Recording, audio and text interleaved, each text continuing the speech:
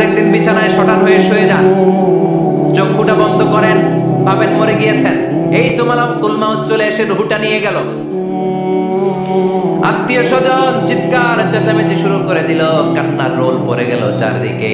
মাইকের মধ্য দিয়ে, মসজিদের মাইকে অ্যানাউন্স হয়, অমুক এলাকার নিবাসী অমুক ভাই আমাদের মধ্যে দুনিয়ায় নাই, তার জানাজা হবে এশার নামাজের পর। সবাই এসে রুহের মাগফিরাত করেন।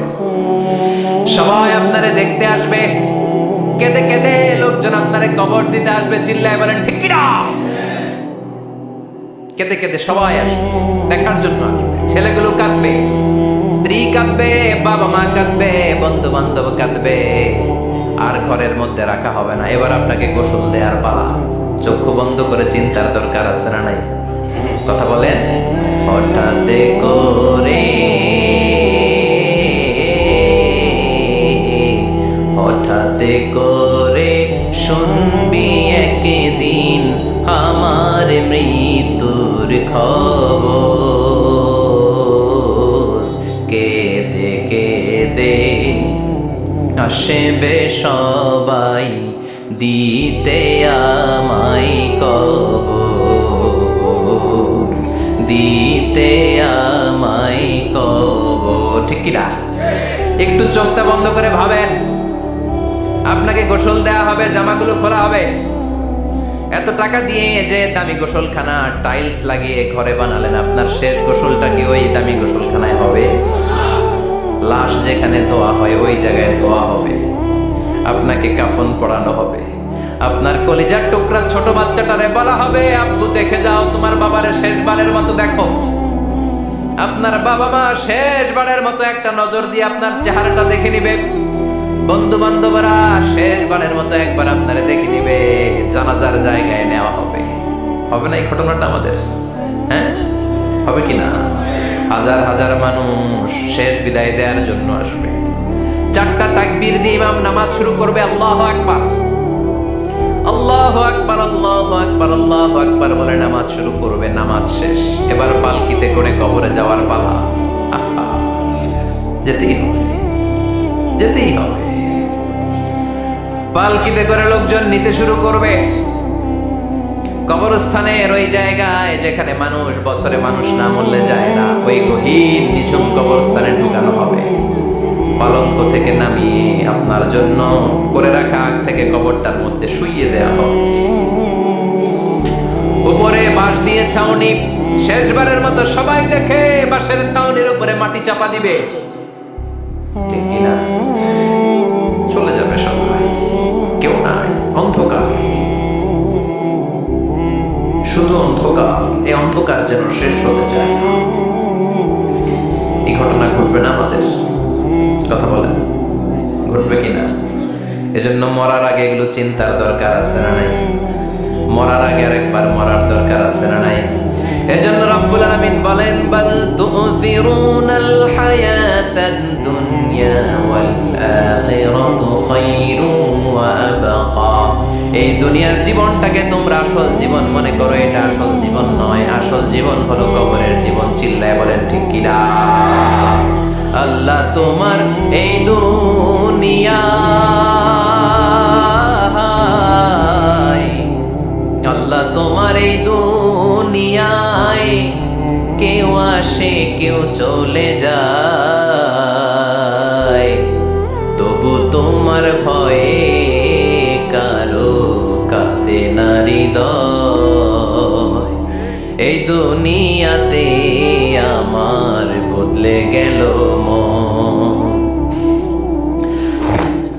চারিদিকে দেখি শুধু সুখেরই স্বপন।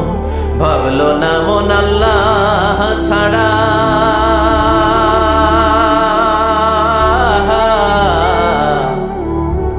ভাবলো না মন আল্লাহ ছাড়া নেই কোনো উপায়, তবু তোমার ভয়ে কারো কাঁদে না হৃদয়। ঠিক কিনা? আসে আর চলে যায়। প্রতিদিন মাইকে অ্যানাউন্স শুনি, অমুক এলাকার অমুক লোক নাই। দাদা গেল, বাবা গেল, বড় ভাই গেল, আত্মীয় স্বজন গেল, আমাকেও যেতে হবে, এই চিন্তা মাথায় নাই। চিল্লায় এখন ঠিক কিনা? এজন্য লাইফটা হলো one time, one chance, second কোনো চান্স আপনাকে দেয়া হবে নাকি? কাফেররা বলবে ইয়া রাব্বি আরেকটা সুযোগ দেন, লাউ আন্না লানা কাররা ইয়ানি মাররা, আল্লাহ আরেকটা সুযোগ যদি পেতাম দুনিয়াতে ভালো করে আসতাম। আল্লাহ বলবেন ইন্নাহা কালিমাতুন কাইলুহা, এটা শুধু তাদের মুখের কথা, তাদেরকে আবার সুযোগ দিলেও তারা কিছু করবে না। চিল্লায় এখন ঠিক কিনা? এজন্য একটা চান্স আমরা পেয়েছি, এই দুনিয়ার ওয়ান চান্সে আমরা ভয় পাবো একজনকে। চিল্লায় বলেন তিনি কে? এজন্য যেতে আমাদেরকে হবে। এই মরণ থেকে পালানোর কোনো সুযোগ কেউ পালাতে পারে নাই। এই মরণ হলো আখিরাতের প্রবেশদ্বার। মরণ নামক পালকিতে চড়ে আমরা কবরের ভেতরে ঢুকি। মরণ হলো প্রথম পর্ব, কবর হলো দ্বিতীয় পর্ব। যেরকম ঠিক কিনা? এজন্য বিশ্বনবী বললেন আল কবর রাউদাতুম মিন রিয়াদিল জান্নাহ আও হুফরাতুম মিন হুফারিন নার। কবর হলো কারো জন্য জান্নাতের বাগান, কারো জন্য জাহান্নামের গর্ত। আমরা বলি আল্লাহ আমাদের কবরটারে জান্নাতের বাগান বানাও। আর জোরে পড়েন আমিন। আবার বিশ্বনবী বললেন ইন্নাল কবরা আউয়াল মানজিল মিন মানাজিলিল আখিরাহ। কবর হলো আখিরাতের মানজিলগুলোর প্রথম মানজিল। আখিরাতে একটার পরে একটা অনেকগুলো স্টেশন আপনাকে পার হতে হবে। প্রথম স্টেশনটার নাম হলো কবর। প্রথম স্টেশনের নাম কি? এই কবর নামক স্টেশনে যদি আপনি মাফ পেয়ে যান, সামনের সব স্টেশনগুলোতে মাফের ব্যবস্থা করবে কে? আল্লাহ। আর কবর নামক স্টেশনে যদি ধরা খেয়ে যান, আপনার মায়ের আছে না নাই? লাশটাকে যখন রাখা হয়, লাশটা চিনে কে আমারে রাখলো, কে আমাকে ধৌত করলো, কে আমারে কাফন পড়ালো। এজন্য বিশ্বনবী বলেছেন মুমূর্ষের সামনে বসে বসে পড়ো লা ইলাহা ইল্লাল্লাহু মুহাম্মাদুর রাসূলুল্লাহ। লাকিনু মাউতাকুম লা ইলাহা ইল্লাল্লাহ। মুমূর্ষের সামনে দাঁড়িয়ে দাঁড়িয়ে পড়ো লা ইলাহা ইল্লাল্লাহ। এই লা ইলাহা হচ্ছে জীবিতদের জন্য কালিমা, আর আমরা মরার পরে এই জিকির করি। ঠিক না? আমাদের দেশের অনেক জায়গায় লাশ নিয়ে কবরে যাওয়ার সময় লা ইলাহা পড়ে না। না, এটা আগের জিকির, মরার আগের জিকির। মরার আগে আপনাকে অ্যানাউন্সমেন্ট দিতে হবে আল্লাহ ছাড়া কোনো ইলাহ নাই, বিশ্বনবী হচ্ছেন শেষ নবী এবং রাসূল। চিল্লায় বলেন ঠিক কি না? লাশটাকে যখন রেখে দেয়া হয়, বিশ্বনবী যত মানুষকে কবরে রেখেছেন তারপরে দাঁড়িয়েছেন আর বলেছেন ইস্তাগফিরু লিআখিকুম, তোমার ভাইদের জন্য তোমরা দোয়া করো। ফাইন্নাহু আনা ইউসাল, এখনই তাকে কবরে সওয়াল করা হবে। কবরে প্রশ্ন আসছে না নাই? কথা বলেন। বিশ্বনবী খাদিজাতুল কুবরা, ওনার প্রথম স্ত্রী খাদিজাতুল কুবরা তাহেরাকে কবরের মধ্যে রেখে দিয়ে কাঁদতে শুরু করলেন। চোখের পানি ছেড়ে অনেক দোয়া করলেন। দোয়া শেষে সব সাহাবারা ঘরে ফিরে যায়, বিশ্বনবী যায় না। সাইয়েদনা আবু বকর বললেন ও নবী চলেন ঘরে যাই। অনেক তো দোয়া করলেন। বিশ্বনবী বললেন আবু বকর তুমি যাও, আমি যাব না। এইটা সাধারণ মহিলা না, এটা বিপদের দিনের সঙ্গিনী খাদিজা। মক্কায় যখন আমার কেউ ছিল না, খাদিজা আমারে ভুলে নাই। 3 বছর কাফিররা আমাকে জেলখানায় বন্দি রেখেছে, নাম শিয়াবে আবি তালেবের জেলখানা। আমার স্ত্রী ওই জেলখানার জীবনেও আমারে ছাড়ে নাই। আমার সাথে 3 বছর খাদিজাও জেল খেটেছে। এই একটাই মহিলা, যেই মহিলাকে আল্লাহ আরশের উপর থেকে সালাম দিয়েছে, মহিলাটার নাম খাদিজা। আল্লাহু আকবার। আমার সব সন্তান আল্লাহ খাদিজার পেট থেকে দিয়েছে। ফাতিমাতুজ জোহরা খাদিজার মেয়ে, জাইনাব খাদিজার মেয়ে, উম্মে কুলসুম খাদিজার মেয়ে, রুকাইয়া খাদিজার মেয়ে, আবুল কাসেম বিশ্বনবীর ছেলে খাদিজার ছেলে, আব্দুল্লাহ যাকে তাইয়্যিব এবং তাহের নামে আমরা চিনি, সেও খাদিজার ছেলে। সুবহানাল্লাহ। ও আবু বকর, আমার এই কলিজার টুকরা প্রিয়তমা খাদিজারে রেখে দিয়ে কেমনে বাসায় যায়? তুমি যাও, আমি দাঁড়িয়ে থাকবো। এখনই মুনকার নাকির এসে খাদিজারে প্রশ্ন করবে, আমি দেখবো খাদিজা উত্তর দিতে পারে কিনা। আর প্রশ্নের উত্তর যদি ভুল করে ফেলে, কবরের উপর থেকে আমি নিজে প্রশ্নের উত্তর দিয়ে দেব। সাইয়েদনা জিবরাইল বললেন নবী আপনার আর দাঁড়িয়ে থাকার দরকার নাই, আবু বকরের সাথে করে চলে যান। আল্লাহ জানিয়ে দিয়েছে খাদিজার কবরের প্রশ্নে যদি কোনো সমস্যা হয়, আরশের উপর থেকে খাদিজার প্রশ্নের জবাব আল্লাহ নিজে দিয়ে দিবে। এজন্য কবরের আযাব থেকে বিশ্বনবী পানাহ চেয়েছেন। বিশ্বনবী বলেছেন আল্লাহুম্মা ইন্না নাউযু বিকা মিন আযাবিল কবর। ও আল্লাহ, কবরের আযাব থেকে তুমি আমাদেরকে বাঁচাও। পড়েন আমিন। কবরে মুমিনদেরকে 4টা প্রশ্ন করা হবে, কাফিরদেরকে 3টা প্রশ্ন। চিৎকার করে বলেন মুমিনের প্রশ্ন কয়টা? আর জোরে বলেন। প্রথম প্রশ্ন, মার রব্বুক, তোর রবের নাম কি? আমরা কি বলবো? আল্লাহ আমারে রব, এই রবি আমার সব, দমে দমে তনু মনে তারি অনুভব। আল্লাহ আমারে রব, এই রবি আমার সব। পড়েন আমিন। দ্বিতীয় প্রশ্ন, আমার দিন, উত্তর দিনের নাম কি? ধর্মের নাম কি? তৃতীয় প্রশ্ন, মান হাযার রাজুল, এই লোকটাকে কে? আমরা বলবো মুহাম্মদ সাল্লাল্লাহু। 3টা প্রশ্নের উত্তর যখন আপনি কবরে করে দিতে পারবেন, অতিরিক্ত একটা প্রশ্ন, ওয়ামা ইলমুক, এই যে 3টা প্রশ্নের উত্তর পাল্লা, কেমন করে উত্তর জানলা? কোত্থেকে শিখেছো? নকল করে আনছো কাফনের কাপড়ে? পরীক্ষার হলে নকল আছে না নাই? হাতে নকল আছে না? পায়ে নকল, মোজার ভিতরে নকল আছে না নাই? মোবাইলে নকল আছে না নাই? নকল থেকে আল্লাহ তুমি বাঁচাও। আরো আসতে কোন আমি। কিভাবে জানলা? কেমন করে 3টা প্রশ্নের উত্তর শিখলা? What is the source of your knowledge? তথ্যসূত্র কি? আপনাকে বলতে হবে আমি যেই কিতাবটা থেকে শিখেছি কিতাবটার নাম কি? চিল্লায় বলেন কি না? এই কিতাবটা হলো কোরআন। আপনাকে বলতে হবে কোরআন থেকে আমি শিখেছি, বিশ্বনবীর হাদিস থেকে আমি শিখেছি। 4টা প্রশ্নের উত্তর যখন পারবেন, ফেরেশতারা বলবে আহলান সাহলান, খুশ আমদেদ, কংগ্রাচুলেশন, বাহ বাহ, তুমি তো চমৎকার পেরেছো। ফায়ুফসাহু লাহু কবরুহু 70 দিরাআন, মুমিন বান্দার কবরটা 70 হাত লম্বা করে দেয়া হবে।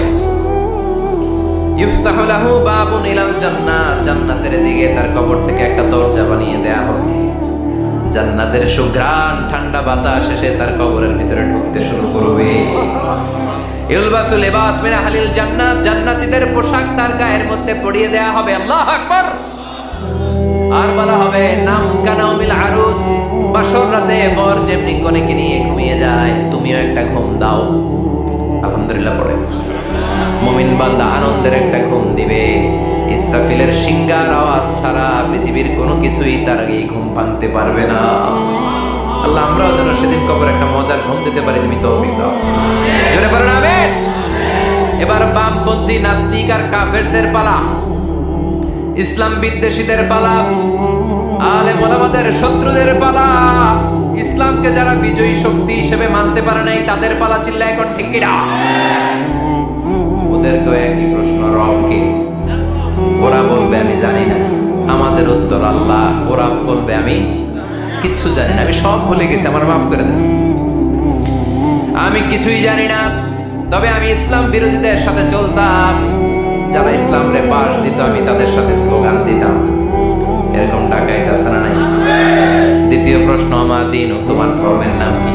কয় আমার ধর্ম নাই, আমার ধর্ম কর্ম নাই, আমি খালি দুনিয়াকে মজা লেলো, দুনিয়া তোমারই হ্যায়, আমি খালি দুম্মা চলে দুম, আছে না নাই? আমি শুধু মৌজ মাস্তিতে ব্যস্ত ছিলাম, আমার দুনিয়া নাই, দিন নাই, আখেরাত নাই, রবকে আমি জানি না, ধর্মকে জানি না। ইসলাম বিরোধী রাজনীতি আমি করতাম, মাও সেতুংয়ের রাজনীতি, কার্ল মার্কসের রাজনীতি, বুশের রাজনীতি, ডোনাল্ড ট্রাম্পের রাজনীতি, বামপন্থীদের রাজনীতি। চিল্লায় কেউ ঠিক কিনা? কোনো ধর্ম নাই। এই লোকটাকে চিনো কিনা বলো। বিশ্বনবীর চেহারা দেখিয়ে বলা হবে এই লোকটাকে, কয় জানি না। এরে আমি মানতাম না, এরে আমি গালে দিতাম। এরকম জাহান্নামের নরকীট আর পিতৃ পরিচয়হীন জারদ সন্তান বাংলার দেশেও আছে না নাই? এই মহামানবটাকে গালি দিয়ে পৈশাচিক আনন্দ পায়। পত্রিকায় লিখে, ব্লগের মধ্যে লিখে, ইন্টারনেটে কার্টুন বানিয়ে বানিয়ে পৈশাচিক ফুর্তি করে। এগুলো জাহান্নামের কীট, এগুলো জারদ সন্তান, বাপ মায়ের ঠিক নাই। যে আমার নবীরে যারা গালি দেয়, এগুলোর বাপ মায়ের ঠিক আছে? এগুলোর কোনো গোড়া আছে? এগুলোর কোনো শেকড় আছে? এগুলো আগাছা। চিৎকার করে বলো ঠিক কিনা? বলবে আমি জানি না। ফেরেশতারা বলবে দাঁড়া, আমরা জানি। তোর সাথে কেমন আচরণ করতে হবে আমাদেরকে ট্রেনিং দিয়েছে কে? এবার শুরু হবে মাইর। কি শুরু হবে? কথা বলেন, মাইর। ফায়ুদরাবু বিমাতারিক মিন হাদিদ, লোহার হ্যামার দিয়ে শুরু হবে মাইর।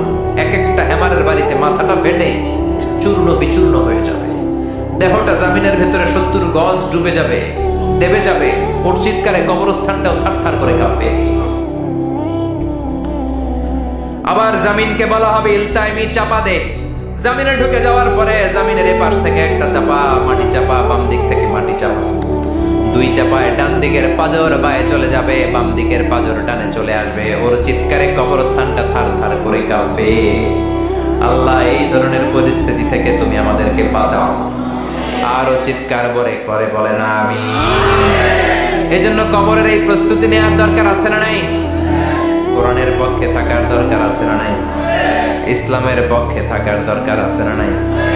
ইসলামী আন্দোলনের সাথে থাকার দরকার আছে না নাই?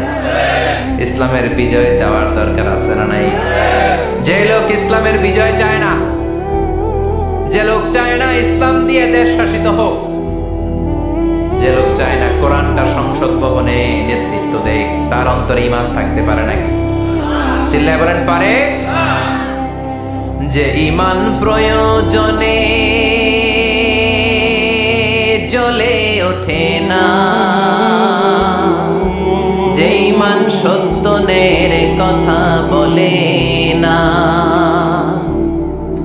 যে ঈমান প্রয়োজনে জ্বলে ওঠে না, যে ঈমান সত্যের কথা বলে না, যে ঈমান বাস্তবে নাই, যে ঈমান অন্তরে নাই, মুখে শুধু ফাঁকা বলি, কি করে তারে বলো ঈমানে বলি, কি করে তারে বলো ঈমানে বলি, কি করে তারে বলো ঈমানে বলি। ঠিক কি না? যে ঈমান দিন কায়েমের আন্দোলনের ধার ধারে না, যে ঈমান লেবাসধারী কোরআন হাদিস তাও পড়ে না, যে ঈমান খাজার নামে বাজার করে ফুলুস কামায়, আছে না নাই? উখিয়াতে নাই? উখিয়াতে মাজার আছে নাকি? সাগর পারে এগুলো থাকে, এগুলোর সাথে ইসলামের সম্পর্ক আছে? কথা বলেন আছে?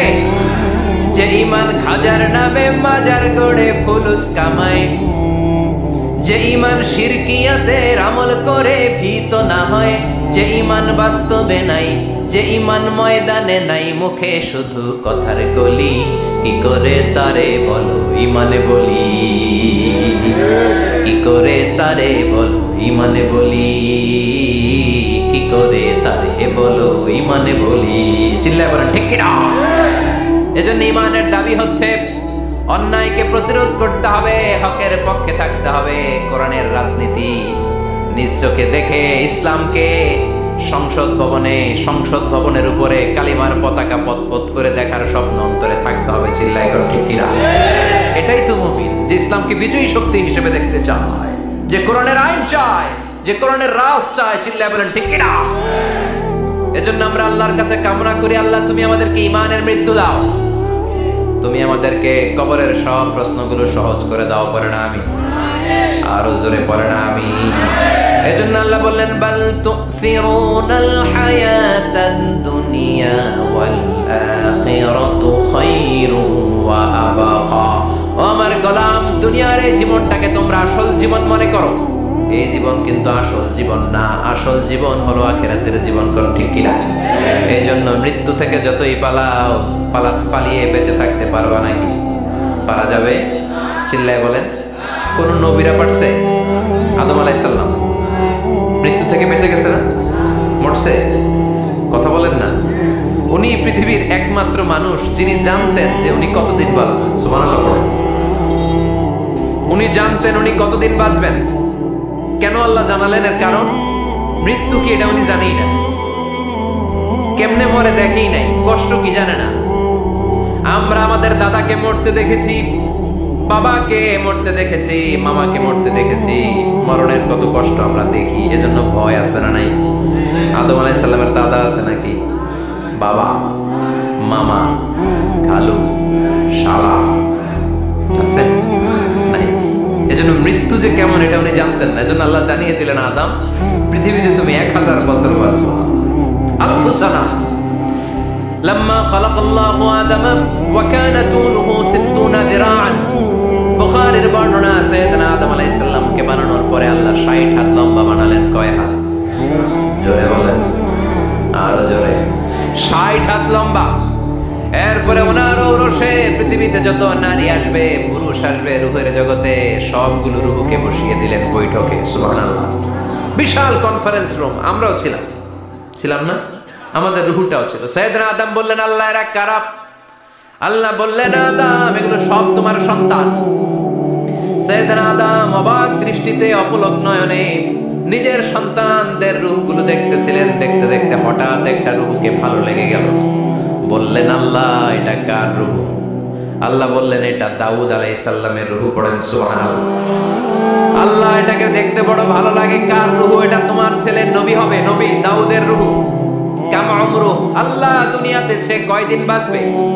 আল্লাহ বললেন, 40 সানা, 40 বছর। কয় বছর? সবাই বলেন কয় বছর? 40 বছর।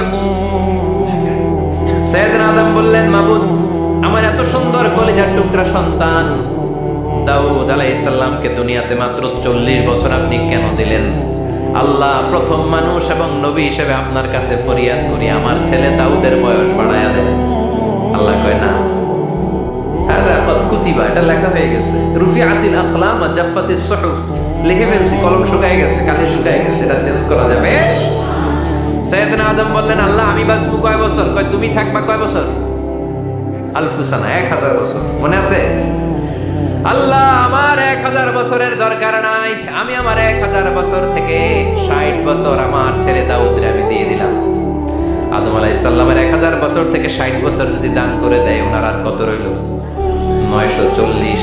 আর 60 বছর যদি দাউদ নবীর 40 বছরের সাথে যোগ দেয়া হয়, উনি পেলেন কয় বছর? 100। সাইয়েদনা আদম পৃথিবীতে আসলেন, এসে থাকতে শুরু করলেন। দিন গড়িয়ে রাত আসে, মাস গড়িয়ে বছর আসে, বছর যায় বছর আসে। ঠিক 940 বছর পর মালাকুল মাউত আদম আলাইহিস সালামের কাছে আসলেন। বললেন, আনা মালাকুল মাউত উকিলা বিকুম, আপনাদের জন্য আল্লাহ আমাকে বানিয়েছে রূহ কবজ করতে। ও আদম, আবুল বাশার, পৃথিবীর প্রথম মানব, প্রথম নবী, আপনার সময় শেষ, রেডি হন, কি হন, খেলা শুরু হবে। এখনই রূহ কবজ করে নিয়ে যাব। সাইয়েদনা আদম বলে, এখন আসছো কেন? আমার আরো 60 বছর বাকি আছে। মালাকুল মাউত বলে, না, আপনি রূহের জগতে আল্লাহর কাছে আপনার সন্তান দাউদকে কয় বছর দিয়েছিলেন? 60 বছর। এজন্য 940 বছর আপনার জন্য লেখা। আমি এখন আপনার রূহ কবজ করতে চাই। সাইয়েদনা আদম বলে, আমি মানি না, আমি কাউকে দেই নাই। 60 বছর আমি দেই নাই, আমি আরো বাঁচবো, আমি আরো বাঁচবো, 60 বছর আমি বাঁচবো, আমি কি দেই নাই? যাও। মালাকুল মাউত আল্লাহর যে বলে, আল্লাহ দেয় নাই বলে, আসলে ভুলে গেছে। আসলে আফাতুল ইলমি আন-নিসিয়ান, মানুষ ভুলে যায়, মানুষ বড্ড ভুলে যায়। আমরা অনেক সময় খাইয়াও কই খাই নাই। অনেক কিছু আপনি দিছিলেন, কিন্তু ভুলে যাই, গলার নিচ দিয়ে নামার পরে কই তুমি কিচ্ছু দেও নাই। আছে না নাই? নাসিয়া আদম ফানাসিয়া বানু, আদম আলাইহিস সালাম ভুলে গেছেন, তাই আমরাও ভুল করি, ঠিক কি না? এজন্য আমাদের নেতারাও বলে, এটা দেব ওটা দেব, নির্বাচনের পর সব ভুলে যায়। আছে না নাই? ওই যে আদম আলাইহিস সালাম ভুলছে, আমরাও ভুলে যাই। ওনাদের দোষ কি? ভুলে যায়, বেমালুম ভুলে যায়। আল্লাহ বললেন, মালাকুল মাউত আর জোরাজুরি করো না, 940 নয়, ঠিক 1000 বছর পরে আদমের কাছে যাবা। আমি আমার আদমের ভাগ্যে এই জিনিসটাই রেখে দিয়েছিলাম রে মালাকুল মাউত, আমি আগ থেকে এটাই রেখেছি। আমি জানতাম সে ভুলে যাবে। চিল্লায় এখন সুবহানাল্লাহ। তার মানে পৃথিবীর সবচাইতে লম্বা মানুষ, 60 হাত লম্বা, এত শক্তিশালী আদম আলাইহিস সালাম শ্রীলঙ্কার প্রথম নেমেছিলেন। এক লাফ দিলে আদামায় চলে যেতেন। সুবহানাল্লাহ। কি লম্বা মানুষ! থাকতে পারছে? কথা নাই। ঘুমে ধরছে? শেষ করে দেই। হ্যাঁ, আরো কয়েক মিনিট চলবে, চলবে, চলবে। তাকবীর দেন, লিল্লাহি তাকবীর। আদম আলাইহিস সালাম চলে গেলেন। ওনার পরের নবী ইদ্রিস আলাইহিস সালাম, উনি মরে নাই। ইদ্রিস আলাইহিস সালাম মরছে। কে বলছে? উনিও মরেছেন। তবে ওনার মৃত্যুর আজীব এক ঘটনা আছে, অনেক লম্বা কথা। এক ফেরেশতার সাথে ওনার বন্ধুত্ব হয়েছিল। বলেছিলেন, আমি আকাশ দেখতে চাই, আল্লাহর কাছে অনুমতি চাই। আল্লাহ বলল, ঠিক আছে, ইদ্রিসকে আকাশে ঘোরাও। প্রথম আকাশে ঘুরলেন, দ্বিতীয় আকাশে ঘুরলেন, তৃতীয় আকাশে ঘুরলেন, চতুর্থ আকাশে ঘুরলেন। ইন দ্য মিন টাইম চতুর্থ আসমানে মালাকুল মাউত পৃথিবীর দিকে নেমে আসছিল। ওই ফেরেশতা বলে, মালাকুল মাউত আপনি কই যান? মালাকুল মাউত বলে, একটু আগে আল্লাহ ফরমান জারি করেছে, চতুর্থ আসমানে আমার নবী ইদ্রিসের রূহ কবজ করো। সুবহানাল্লাহ। আমি বললাম, আল্লাহ আপনার পাঠানো নবী সৈয়দনা ইদ্রিস থাকে দুনিয়ায়, চতুর্থ আসমানে পাবো কই? আল্লাহ কয়, কথা নাই, দৌড় দে। আমি দৌড় দিলাম, এসে দেখি ইদ্রিস আলাইহিস সালাম এখানে রেডি। সুবহানাল্লাহ। ওয়া রাফা'নাহু মাকানান আলিয়্যা। ইদ্রিস আলাইহিস সালামের রূহ কবজ দুনিয়ায় হয় না, চতুর্থ আকাশের মধ্যে হয়েছে। একটু চিৎকার করে পড়বেন সুবহানাল্লাহ।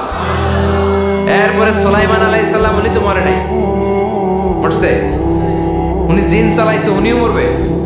শক্তিশালী একজন নবী ছিল। উনি মালাকুল মাউতকে বলেছিলেন, মালাকুল মাউত আমার মৃত্যুর সুয়াইয়া সামান্য কিছু আগে আমারে কইলো, আমার একটা কাজ আছে। মালাকুল মাউত মৃত্যুর কিছু সময় আগে এসে বলল, সুলাইমান টাইম ইজ আউট, সময় শেষ, অল্প কিছু সময় বাকি, কি করবেন করেন। সাইয়েদনা সুলাইমান জিনদেরকে ডাকলো, ও জিনেরা, বিশাল একটা প্রজেক্ট আছে, প্রজেক্টে কাজ শুরু করো। আর কিছু জিনকে বলল, চারদিকে ক্লাস মিটিং করা একটা রুম বানাও। সাইয়েদনা সুলাইমান আলাইহিস সালাম ক্লাস ফিটিং করা রুমের ভেতরে ঢুকলেন। এই রুমে ঢোকার দরজা নাই, হাতে একটা লাঠি নিলেন। কি নিলেন? লাঠির মধ্যে ভর করে দাঁড়িয়ে রইলেন আর জিনদের দিকে তাকিয়ে রইলেন। জিনেরা এত বদমাশ ছিল, সাইয়েদনা সুলাইমান দাঁড়িয়ে না থাকলে কাজ করতো না। ছিল ফাঁকিবাজ। কি ছিল? দাঁড়ায় না থাকলে আজও লোকজন কাজ করতে চায় না, ঠিক কিনা? মালিক দাঁড়ায় থাকলে ঠিকই কাজ হয়ে যায়। সুলাইমান আলাইহিস সালাম লাঠির মধ্যে ভর দিয়ে দাঁড়িয়ে রইলেন আর বললেন, কাজ করো। জিনেরাও কাজ শুরু করলো। ওদিকে মালাকুল মাউত এসে বলে, ও সুলাইমান সময় তো শেষ। সুলাইমান বলে, সমস্যা নাই, রূহ কবজ করো। উনি লাঠির মধ্যে ভর দিয়ে দাঁড়িয়ে রইলেন। ক্লাস ফিটিং করা রুমের ভিতরে কোরআন সাক্ষী।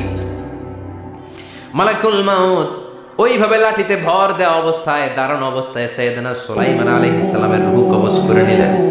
উনি এমন ভাবে দাঁড়িয়েছেন, রূহ চলে গেল, লাশ হয়ে দাঁড়িয়ে রইলেন। লাঠির মধ্যে দাঁড়িয়ে আছেন, জমিনের মধ্যে লুটিয়ে পড়ে নাই। সুবহানাল্লাহ।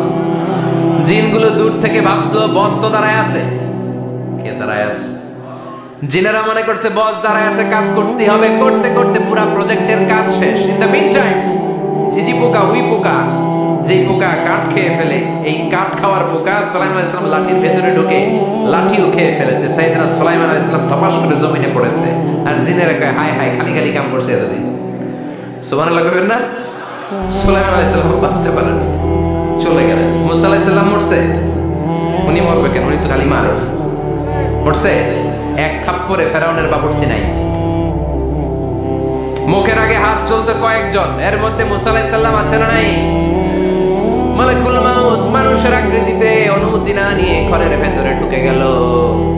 ঢুকে বলে, আনা মালাকুল মাউত, আমি মৃত্যুর ফেরেশতা। তো কি চাও? জিতু আনা বাদা রূহাক, আপনার রূহ কবজ করতে আসছি।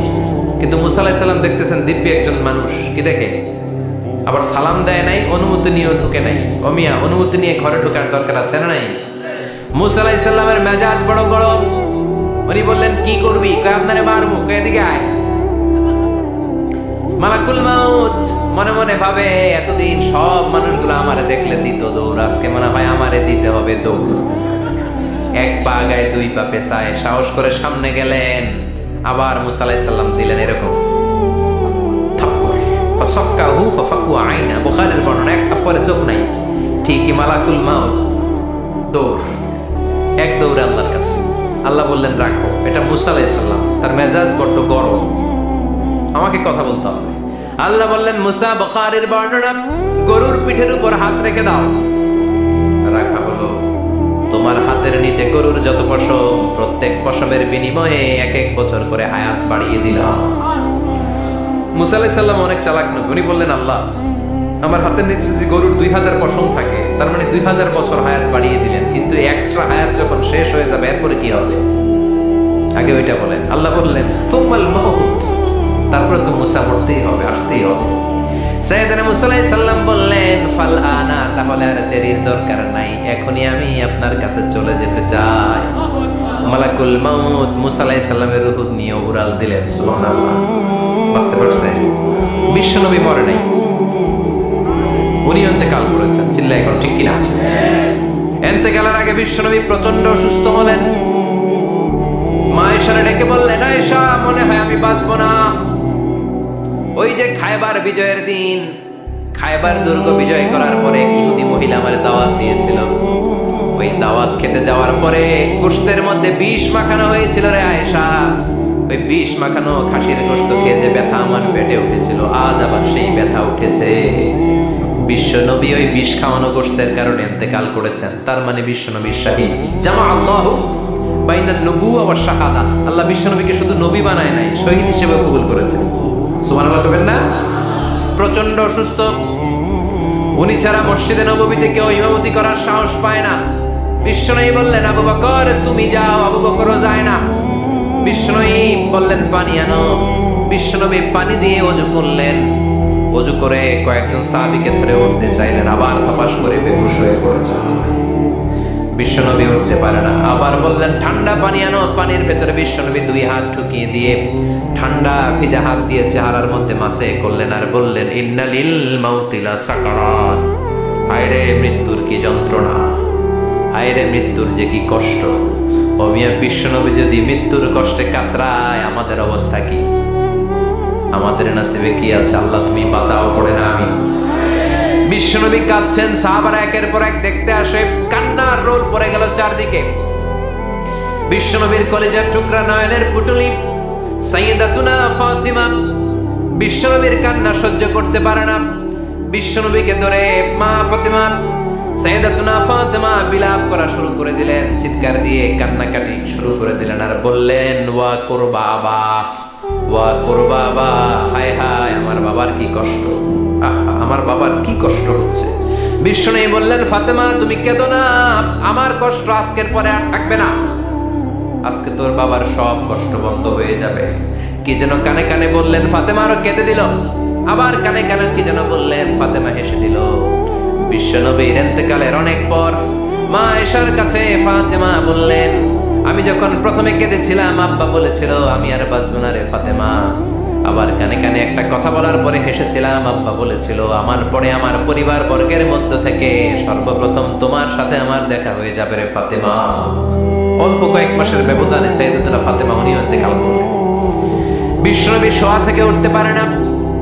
এক সাহাবীকে দেখলেন মেসওয়াক করছে। বিশ্বনবী মেসওয়াকের দিকে তাকিয়ে রইলেন। বিশ্বনবীর নিথর দেহটা পড়ে আছে। আয়েশারা যে বলবে আয়েশা মেসওয়াক দাও, বলতে পারে না। মা আয়েশা বুঝতে পেরে মেসওয়াক আনলেন, বিশ্বনবীকে মেসওয়াক করিয়ে দিলেন। এবার বিশ্বনবী বললেন, ও আবু বকর শোনো, আল্লাহ আমাকে অপশন দিয়েছে। কি দিয়েছে? আল্লাহ বলেছে নবী আজীবন থাকতে চাইলে থাকেন, আর আসতে চাইলে চলে আসেন। আমি থাকতে না চেয়ে আল্লাহর কাছে চলে যাওয়ার ইচ্ছা করলাম। সাইয়েদনা আবু বকর কান্না জুড়ে দিলেন। বিশ্বনবী বললেন, আসসালাত আসসালাত, ও আমার উম্মতেরা নামাজ তরক করো না। ইন্তেকালের আগে বললেন নামাজ ছেড়ে দিও না। আর বললেন, ওয়া মা মালাকাত আইমানুকুম, তোমাদের অধীনস্থ কর্মচারীদের সাথে খারাপ আচরণ করো না। খাম শুকানোর আগে পয়সা দিয়ে দিও। আর হাত দুটো উঁচু করে বললেন, আল্লাহুম্মা ইলা রাফিকিল আলা, ও আল্লাহ আমি আপনার কাছে যেতে চাই। এই কথাটা বলে বিশ্বনবীর হাত দুইটা থপাস করে জমিনে পড়ে গেল। বিশ্বনবীও চলে গেলেন। থাকতে পেরেছে কেউ? চিল্লায় বলেন। এজন্য আমরা আল্লাহর কাছে ঈমানি মৃত্যু চাই। কি মৃত্যু? আমরা উত্তম মৃত্যু চাই। চিল্লায় বলেন কি মৃত্যু? এজন্য মরণের আগে ঈমান নিয়ে মরার দরকার আছে না নাই? বিশ্বনবী দোয়া করতেন, আল্লাহুম্মা রযুকনা হুসনাল খাওয়াতিম, ও আল্লাহ আমাদের শেষটা যেন ভালো হয়। শেষ কথা বলি, এদিকে তাকান, মনোযোগ আছে? বলতেন, আল্লাহুম্মা রযুকনা হুসনাল খাওয়াতিম, ও আল্লাহ আপনি আমাদেরকে ঈমানের মৃত্যু দেন, আমাদের শেষটা ভালো করেন। কারণ সব ভালো তার শেষ ভালো। জানেন না এটা আপনারা? সব ভালো তার শেষ ভালো। আজীবন ইসলামের পক্ষে, আজীবন নামাজি মুত্তাকি, মরার আগে কাফের হয়ে মরে, এরকম আছে না নাই? মরার আগে শাহবাগের মঞ্চে উঠে ভাষণ দেয়, ভাইয়েরা আমার, আছে না নাই? আবার আজীবন কাফের, ইসলামের বিরোধী, ইন্তেকালের আগে কালিমা পড়ে সব মাফ করায়, আছে না নাই? বিশ্বনবীর শ্বশুর আবু সুফিয়ান, নাম শুনছেন? বদরের যুদ্ধে বিশ্বনবীর বিরুদ্ধে, মক্কায় বিশ্বনবীর ঘুমাতে দেয় নাই, উহুদের যুদ্ধে বিশ্বনবীর সাথে ফাইট, খন্দকের যুদ্ধে বিশ্বনবীর সাথে মারামারি, আহজাবের যুদ্ধে কিলাকিলি, সারাটা জীবন বিশ্বনবীর সাথে মারামারি, মক্কা বিজয় কালিমা পড়ে মুসলমান হয়েছে। গোটা জীবনে যা অন্যায় করেছে সব মাফ করে দিয়েছে কে? এজন্য আমরা আল্লাহরে বলি, আল্লাহ কালিমাটা পড়তে পড়তে যেন আমরা মরতে পারি, চিৎকার করে পড়ে না আমিন। জিহাদের ময়দানে এক সাহাবা যুদ্ধ করতে লাগলেন।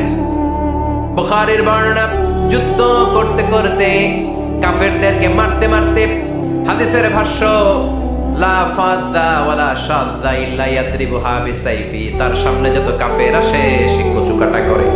অন্য সাহাবীরা খুশি হয়ে যায়, অন্য সাহাবীরা বলে আজকের সব সওয়াব এই সাহাবী পেয়ে যাবে। কিন্তু বিশ্বনবী হঠাৎ করে একটা কথা বললেন, ওই কথা শুনে সাহাবীরা অবাক। বিশ্বনবী বললেন হুয়া ফিন্নার, ও জাহান্নামে যাবে। কই যাবে? জিহাদের ময়দানে এক মুজাহিদ সাহাবী কাফেরদেরকে মেরে শেষ, কিন্তু বিশ্বনবী বললেন কই যাবে? কথা কয় না। এক সাহাবী কয় ঘটনা কি? এত বড় মুজাহিদ ফি সাবিলিল্লাহ কেন জাহান্নামে যাবে? আমি লুকিয়ে লুকিয়ে দেখি। লুকিয়ে লুকিয়ে ওই সাহাবী দেখে মুজাহিদ সাহাবী যুদ্ধ করতে করতে কাফেরদের বিশাল একটা ঘাঁটির ভেতরে ঢুকে গেল। মারতে মারতে মারতে মারতে হঠাৎ এক কাফেরের আঘাতে এই মুজাহিদ সাহাবীর ডান হাতটা কাটা পড়ে গেল। এবার ডান হাত দিয়ে ফিনকি দিয়ে রক্ত বের হতে শুরু করলো। মুজাহিদ সাহাবী আর যন্ত্রণা সহ্য করতে পারে না। যন্ত্রণা সহ্য করতে না পেরে কাতরাতে কাতরাতে নিজের হাতের ছুরিটাকে জমিনের মধ্যে কেটে দিয়ে ছুরির উপরে ঝাঁপিয়ে পড়লো। পেটের এই দিক দিয়ে ঢুকে ওপার দিয়ে বের হয়ে গেল, এফার ওফার হয়ে গেল, মানে আত্মহত্যা করলো। ঠিক কিনা? জাহান্নামী না? কথা কম। লুকিয়ে লুকিয়ে যে সাহাবা দেখেছে চিৎকার দিয়ে বিশ্বনবীর কাছে যেয়ে বলে আশহাদু আন্নাকা রাসূলুল্লাহ, ও নবী আপনি যে আসল নবী, কোনো সন্দেহ নাই, আমি লুকিয়ে লুকিয়ে দেখেছি। ওই মুজাহিদ সাহাবা বেঁচে নাই, সে কাফেরের আঘাতে শহীদ হয় নাই, নিজের পেটে নিজে ছুরি ঢুকিয়ে আত্মহত্যা করেছে। আজীবন বিশ্বনবীর সাথী, মরার আগে জাহান্নামী। আমরা কেউ জানি না আমাদের শেষটা কেমন হবে, এজন্য আমাদের শেষটা ভালো হোক। ভেরি সেনসিটিভ ইস্যু, আমাদের শেষটা ইমানের হোক। এখন যেমনি মাথা ঠিক আছে, বুদ্ধিমত্তার সাথে শাহাদাত বাক্যের উপর যেন আমরা মরতে পারি। আমরা পড়ি আমিন, চিল্লায় পড়েন আমিন। কি করে বুঝবেন মৃত্যুটা ভালো হলো? এক নাম্বার আলামত আন-নুতকু বিশ-শাহাদা, মরার আগে আওয়াজ করে জিকির করে কেউ যদি পড়তে পারে লা ইলাহা ইল্লাল্লাহু মুহাম্মাদুর রাসূলুল্লাহ সাল্লাল্লাহু, এটা হচ্ছে আলামাতু হুসনিল খাতিমা। আপনার মৃত্যুটা যে ভালো মৃত্যু হয়েছে এটার আলামত। কি মৃত্যু? সবাই বলেন ভালো মৃত্যু আমরা চাই কি চাই না? ভালো মৃত্যুর এক নাম্বার আলামত কালিমা পড়ে যদি মরতে পারে। বিশ্বনবী বলেন মান কানা আখিরু কালামিহি লা ইলাহা ইল্লাল্লাহ, যে ব্যক্তির সর্বশেষ কথাটা হবে, বাক্যটা হবে লা ইলাহা ইল্লাল্লাহ, দাখালাল জান্নাহ, সে জান্নাতি হয়ে যাবে। সুবহানাল্লাহ পড়ে। এরপরে বিশ্বনবী বললেন আল মুমিনু ইয়ামুতু বিজাবিন ইরকিল জাবিন, মুমিন যখন মারা যায় তার কপাল ঘেমে যায়। সুবহানাল্লাহ পড়ে। হাত ঘামে না, পা ঘামে না, মুমিনের কপাল ঘামে। সুবহানাল্লাহ। এজন্য কেউ মারা গেলে কপালের মধ্যে হাত দিবেন, দেখবেন ওই ঘামের মধ্যে একটা জান্নাতি ঘ্রাণ আছে। সুবহানাল্লাহ। আল্লাহ আমরা যখন মরে যাব আমাদের কপালটা যেন এরকম ঘেমে যায়। আমিন পড়েন আর জোরে আমিন। আল মুমিনু ইয়ামুতু বিআরাকিল জাবিন, মুমিন মারা গেলে তার কপাল ঘামে।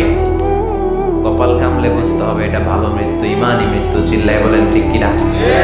এরপরে বিশ্বনবী বললেন ফি লাইলাতিল জুমা, জুমার রাতে যদি মরে, আও ফি শাহরি রমাদান, কিংবা রমজান মাসে যদি মরে, আও ফি সাফারিল হজ, কিংবা হজের সফরে যদি মরে। বাংলার জমিন থেকে অনেক হাজিরা হজ করতে যায়, অনেকে ওইখানে যে আরাফাতের ময়দানেও মারা যায়, এরকম হাজি আছে না? খুশনসিব, এটা খুশনসিব। আলহামদুলিল্লাহ পড়েন।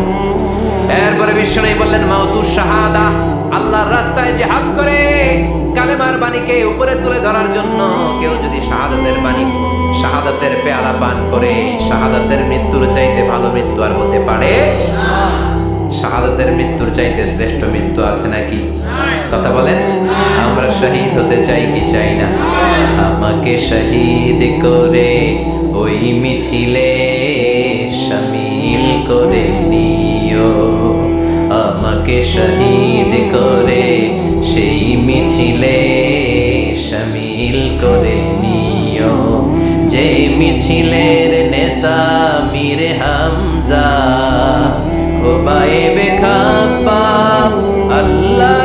কাছে তারা অতি প্রিয়, শামিল করে নিও আমাকে শহীদ করে সেই মিছিলে, শামিল করে নিও। পড়ে না শাহাদাতের তামান্না যেই মুমিনের অন্তর নাই, অন্তরের ভেতরে নাই, ওই লোক কি মুমিন হতে পারে নাকি? মান সাআলাল্লাহ শাহাদা, বিশ্বনবী ফরমান, যে ব্যক্তি আল্লাহর কাছে শাহাদাতের মৃত্যু চায়, বাল্লাগাহুল্লাহু মানাজিলাশ শুহাদা ওয়া ইন মাতা আলা ফিরাশিহি, কেউ যদি আল্লাহর কাছে শাহাদাত অন্তর থেকে কামনা করে, রব্বুল আলামিন ওই ব্যক্তিকে শাহাদাতের মর্যাদায় নিয়ে যাবেন, যদিও সে বিছানায় পড়ে পড়ে মারা যায়। বিছানায় পড়ে মারা গেছেন, কিন্তু অন্তরে কামনা ছিল, আল্লাহ আমার তুমি শহীদ হিসেবে কবুল করো, শহীদদের কাতারে আপনারা দাঁড় করায় দেবে কে? ওমরে ফারুক বলতেন, আল্লাহুম্মা রযুকনা শাহাদাতান ফি সাবিলিক, ও আল্লাহ আপনি আমারে আপনার রাস্তায় শহীদ হিসেবে কবুল করেন। ওয়ারযুক মাউতি ফি হারামি রাসূলি, পৃথিবীর কোন শহরে মরতে চাই না, বিশ্বনবীর শহরে মদিনা শহরে আমার মৃত্যু কবুল করেন। ওমরে ফারুক কই মরছে? কথা কম। ফজরের জামাতে ইমামতি করতে গিয়েছেন, মাওলাল মুগীরা আবু লুবলু আল মাজুসি মাওলাল মুগীরা আঘাতে অ্যাসাসিনেটেড বাই মুগীরা, স্টেবিং করেছে, এখানে 3টা আঘাত করেছে, একটা এখানে, একটা পাজরে, একটা নাভির মধ্যে, নাভি কেটে 2 ভাগ।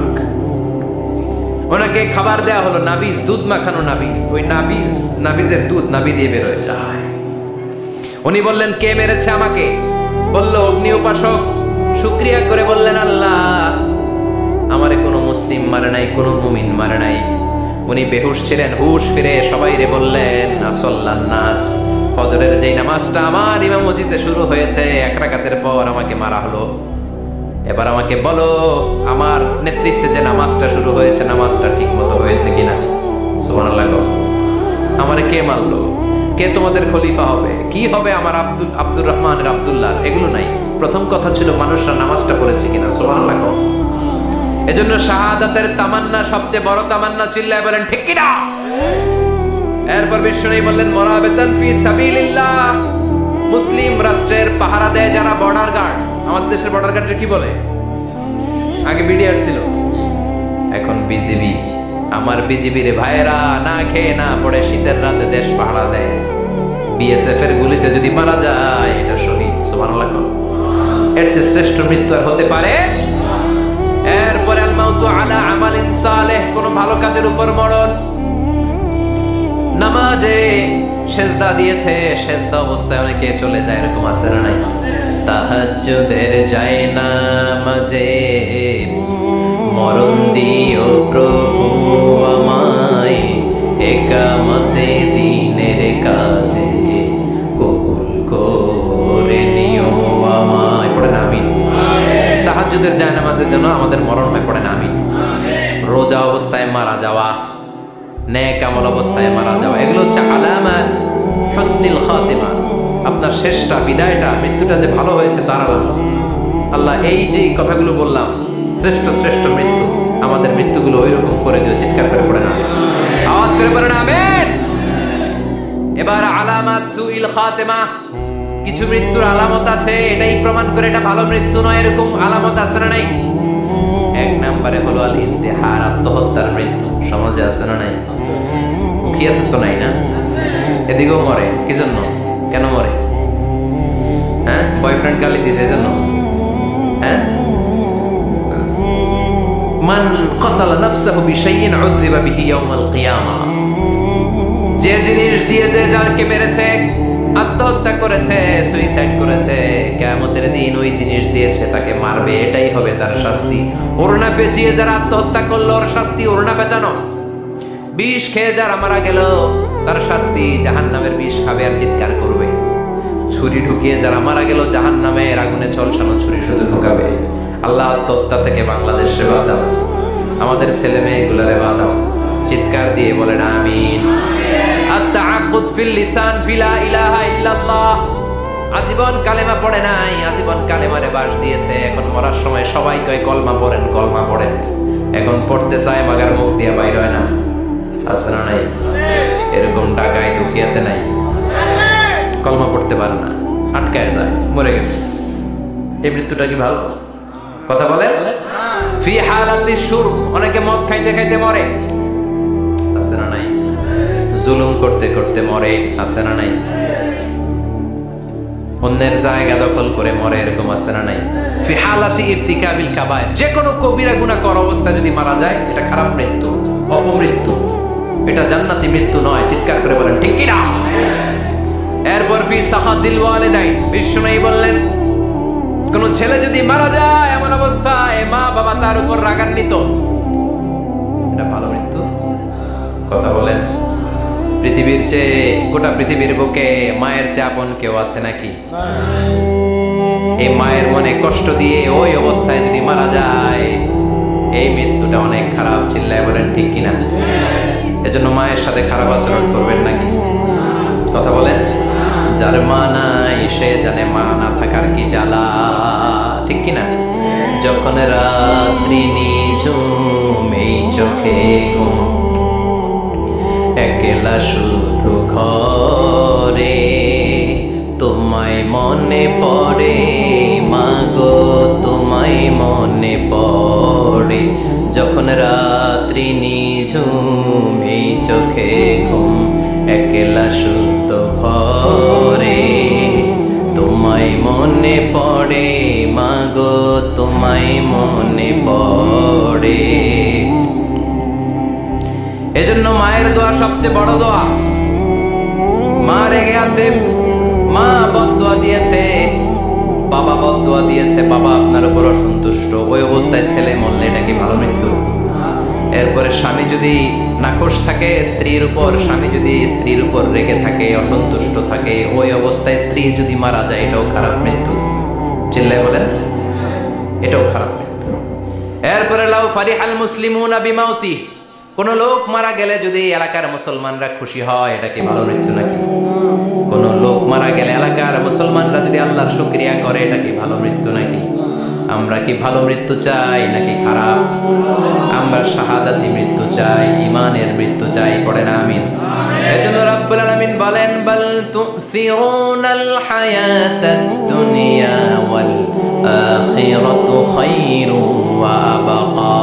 ক্ষণস্থায়ী দুনিয়াটাকে তোমরা বড় মনে করো, এটা বড় না, বড় হলো আখিরাতের জীবন। এজন্য আখিরাতের জীবনের জন্য প্রস্তুতির দরকার আছে না নাই? মরণ হচ্ছে সবচেয়ে বড় প্রস্তুতি, মরণের চিন্তা। মান কানা ওয়াইদান ফাল মাউতু ইয়াকফি, যে নিজেকে সোজা করতে চায় মৃত্যুর চিন্তাই তার জন্য যথেষ্ট। আজকের এই আলোচনার পরেও কি আমাদের টনক নড়বে না? আজকের এই কথাগুলোর পরেও কি মৃত্যু নিয়ে আমরা ভাববো না? আজকের আলোচনার পরেও কি আমার হিসাব শুরু হওয়ার আগে আমি একটু নিজের হিসাব করে নিব না? আল্লাহ আমাদের সবাইকে কথাগুলো বুঝার আমল করার তৌফিক দান করুক। আমরা পড়ি আমিন। আর জোরে পড়েন আমিন। পরিবেশ পরিস্থিতির কারণে হঠাৎ প্রোগ্রাম করতে গিয়ে আমরা আর্থিকভাবে বিশাল সংকটে আছি। প্যান্ডেলের টাকা তোলার জন্য আমাদের 10 জন ভলান্টিয়ার আছে। জি, ভলান্টিয়ার ভাইরা কোথায়? একটু আপনাদের সামনে যাবে। ওনাদের অনেক বড় অ্যারেঞ্জমেন্ট, অনেকে শুধু একদিনের অ্যারেঞ্জমেন্ট করে, ওনার ভাইয়েরা 2 দিনের জন্য করেছে। যার যতটুকু সম্ভব একটু পকেট কালেকশন হোক, 2-1 মিনিটে আপনারা আসলেই আমরা বিদায় নিব ইনশাআল্লাহ। আসসালামু আলাইকুম ওয়া রাহমাতুল্লাহ। ওয়ালাইকুম আসসালাম ওয়া রাহমাতুল্লাহ। আশা করি আল্লাহর বিশেষ রহমতে আপনি ভালো আছেন। হুজুর, আপনার কাছে আমার 2টি প্রশ্ন জানতে চাই, যথাযথ উত্তর প্রদানে আপনার সাথে কৃতজ্ঞ থাকবো। আমাদের দেশে প্রচলিত যে খতমে কোরআন রয়েছে সেটা বেদাত কিনা? যদি বেদাত হয় সেটা সম্পর্কে আমাদের করণীয় কি? 6 ঘন্টা 8 ঘন্টা হাফেজ এনে কোরআন খতম দেওয়া হয়, এই পদ্ধতিতে আল্লাহ রাসূলের জামানায় ছিল না। কোরআন আপনি নিজে পড়বেন, কোরআন আপনি ভাড়া করে এনে বাবার জন্য কান্নাকাটি করানোর কোনো দরকার নাই। আপনি নিজে সূরাতুল ফাতিহা, সূরাতুল ইখলাস পড়ে আব্বার জন্য দোয়া করলে আপনার আব্বার কবরটারে জান্নাত বানায় দিবে কে? ওমি আপনার বাবার জন্য আপনি যত কাঁদবেন আমার কি তত কান্না আসবে? আপনি আমার যতই বলেন হুজুর আমার আব্বার জন্য একটু দোয়া করেন, একটু, আমি যতই দোয়া করি আপনার আব্বার জন্য কি আমি কাঁদবো?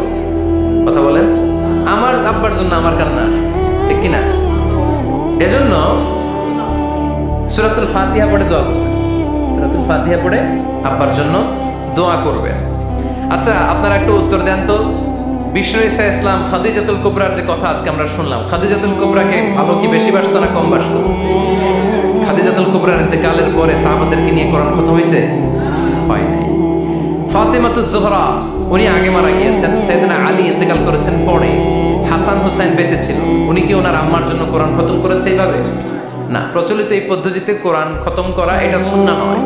সুন্নাহ হচ্ছে আব্বার কবরের সামনে দাঁড়িয়ে কবর জিয়ারত করবেন, ঘরে বসে আব্বার জন্য কাঁদবেন, রব্বির হামহুমা কামা রাব্বায়ানি সাগীরা বললে আল্লাহর আরশে যেইভাবে পৌঁছবে, আমরা দোয়া করলে এইভাবে পৌঁছবে না। ছেলের দোয়াটা বাবা মার জন্য বেশি কম। আল্লাহ বুঝার তৌফিক দান করুন।